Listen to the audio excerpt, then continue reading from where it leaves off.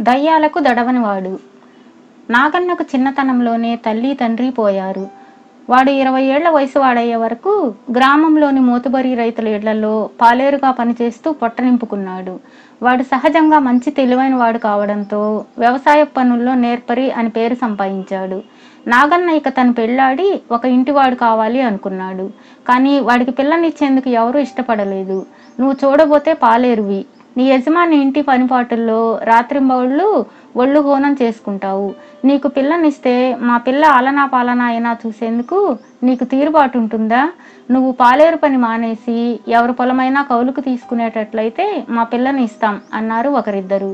వాడు తనకు తెలిసిన పెద్ద రైతుల నుంచి పొలం కౌలుకు తీసుకునే ప్రయత్నం చేశాడు, కానీ అది సాధ్యపడలేదు.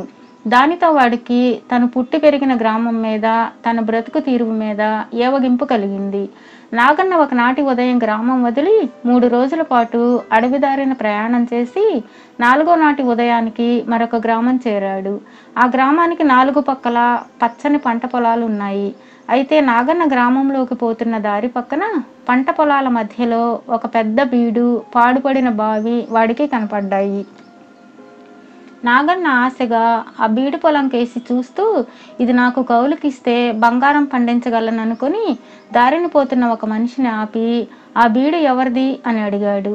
అతను గ్రామంలో ఎత్తుగా ఉన్న ఒక మేడకేసి చేయి చూపి, అందులో ఉండే జమీందారు గారిది అని తన దారిన తాను వెళ్ళిపోయాడు. నాగన్న జమీందారు దగ్గరకు పోయి తన గురించి చెప్పుకుని, అయ్యా, మీరు సాగు చేయకుండా వదిలిపెట్టిన బీడును నాకు కౌలుకిచ్చారంటే మీ పేరు చెప్పుకొని సుఖంగా బతికిపోతాను అన్నాడు. జమీందారు నవ్వి, అది దయ్యాల బీడు, దాని సంగతి ఈ చుట్టుపక్కల అన్ని గ్రామాల వాళ్లకు తెలుసు. అందులో భయంకరమైన దయ్యాలు చేరాయి. బీడును సాగులోకి తేగల వాళ్లకు సగం బీడు ఉచితంగా ఇస్తానని చాటింపు కూడా వేయించాను. ధైర్యవంతులు అనుకుని రాత్రి వేళ అక్కడికి వెళ్ళిన వాళ్ళు ప్రాణాలతో తిరిగి రాలేదు. కనుక ఆ బీడు జోలికి పోవద్దు అన్నాడు. నాగన్నకు దయ్యాలంటే భయం లేదు. బీడులో నుంచి దయ్యాలను తరిమేయగలిగితే సగం బీడు తనదవుతుందన్న ఆశతో వాడికి ఎక్కడ లేని తెగింపు వచ్చింది. వాడు జమీందారు ఇంట్లోనే భోజనం చేసి చీకటి పడగానే తన చేతికర్ర తీసుకుని బీడులోకి పోయి ఒక పెద్ద చెట్టు బోధన ఆనుకుని కూర్చున్నాడు. ఒక జామురాత్రి గడిచేసరికి నాగన్న ముందు భయంకరమైన 2 దయ్యాలు ప్రత్యక్షమయ్యాయి. వాడి చేతికర్రను గట్టిగా గుప్పెట బిగించి పట్టుకుని ఏమాత్రం తొణక్కుండా వాటి ముఖాల్లోకి పరీక్షగా చూశాడు. దయ్యాలు 2 ఒక అడుగు వెనక్కు వేసి, ఆహా, ఏం ధైర్యం నీకు! లోగడ ఇక్కడికి వచ్చిన వాళ్ళు మమ్మల్ని చూస్తూనే గుడ్లు తేలవేశారు. ఇంతకీ ఎవరు నువ్వు అని అడిగాయి. నేనెవరైతే మీకేంలే గాని పెనుభూతాలు, బ్రహ్మరాక్షసులు తిరిగే ఈ భయంకర వేళల్లో మీరు ఏదో పనిగట్టుకుని ఇక్కడికి వచ్చినట్లుంది. మీకేం కావాలి అన్నాడు నాగన్న. వీడు మన తగువు తీర్చగల సమర్థుడిలా ఉన్నాడు అన్నది ఒక దెయ్యం. అవునన్నట్లు రెండో దెయ్యం తలాడించింది. ఈ పాడుబడ్డ బీడుకు మా ఇద్దరిలో ఎవళ్ళో ఒకళ్ళం అన్ని హక్కు భుక్తాల్లో యజమానులం కాదలుచుకున్నాం. ఈనాటి వరకు మేము చేసిన ఘనకార్యాల సంగతి విని మాలో ఎవరు గొప్పో నువ్వు న్యాయంగా తీర్పు చెప్పాలి. అలా చెయ్యకపోయావో నువ్వు తెల్లవారాక వెళ్ళేది గ్రామంలోకి కాదు, ఆ పాడుబడ్డ దిగుడు బావిలోకి అన్నాయి దయ్యాలు. అలాగే న్యాయంగా తీర్పిస్తాను. నాకు కావలసింది మీ శక్తి సామర్థ్యాలను గురించిన ప్రత్యక్ష సాక్ష్యం, గతంలో చేసిన ఘనకార్యాల గొడవలు కాదు అన్నాడు నాగన్న. సరే, ఇప్పుడు మమ్మల్ని ఏం చేయమంటావో చెప్పు అన్నాయి దయ్యాలు.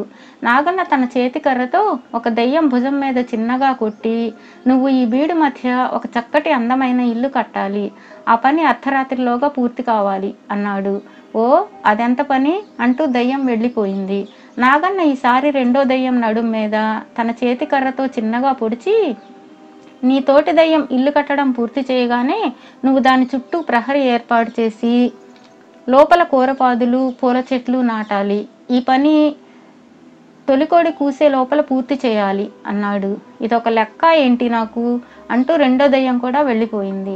సరిగా అర్ధరాత్రి సమయంలో మొదటి దయ్యం నాగన్న దగ్గరకు వచ్చి, ఇంటి పని పూర్తయిపోయింది, నేను గొప్పదాన్నని తీర్పు ఇస్తావు కదా అన్నది. నాగన్న ఒక క్షణం ఆగి, అలాగే ఇవ్వాలి మరి, కానీ అలా చేస్తే ఆ రెండో దయ్యం నన్ను బతకనిస్తుందా అన్నాడు. ఆ భయాలేం పెట్టుకోకు, నా వెంటరా, దాన్ని హతం చేసే మార్గం చెబుతాను అంటూ దయ్యం నాగన్నను బీడు చివరకు తీసుకుపోయి ఒక మొక్క చూపించి, దీని వేరు చేతికి కట్టుకో, దీని కాండాన్ని ధూపంగా వేశావంటే అది చావడమో లేక కొన్ని ఆమడల దూరం పారిపోవడమో చేస్తుంది అన్నది. సరే, రేపు రాత్రికి రా, తీర్పు నీ పక్షానే ఉంటుందిలే, ఆ రెండో దాన్ని రేపు రాత్రికి రమ్మంటాను అన్నాడు నాగన్న. తొలికోడి కూసే వేళ రెండో దెయ్యం పని పూర్తి చేశానంటూ ఉత్సాహంగా నాగన్న దగ్గరకు వచ్చింది.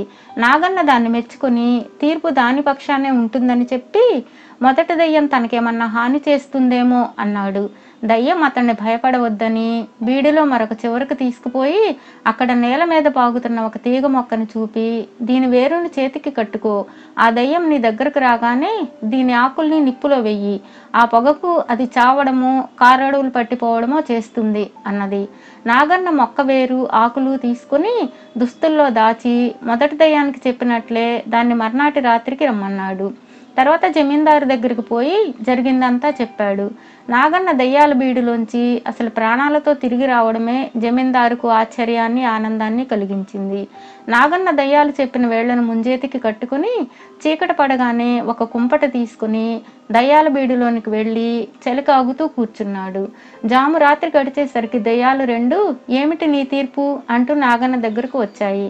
వాడు దయ్యాలను మరి కాస్త దగ్గరకు రమ్మని, పగలల్లా న్యాయశాస్త్ర గ్రంథాలు చదువుతూ కూర్చున్నాను, ఈ బీడు ఇక్కడ ఉన్న మన ముగ్గురిలో శక్తివంతులైన వాళ్ళదని తెలుసుకున్నాను, నేనే శక్తిమంతుణ్ణి అంటూ దయ్యాలు చెప్పిన చెట్టు కాండాలని ఆకులను కుంపటి నిప్పుల్లో వేశాడు. ఆ వెంటనే గుప్పుమంటూ పెద్ద పొగలేచింది. దయ్యాలు రెండు కీచుమంటూ అదృశ్యమైపోయాయి.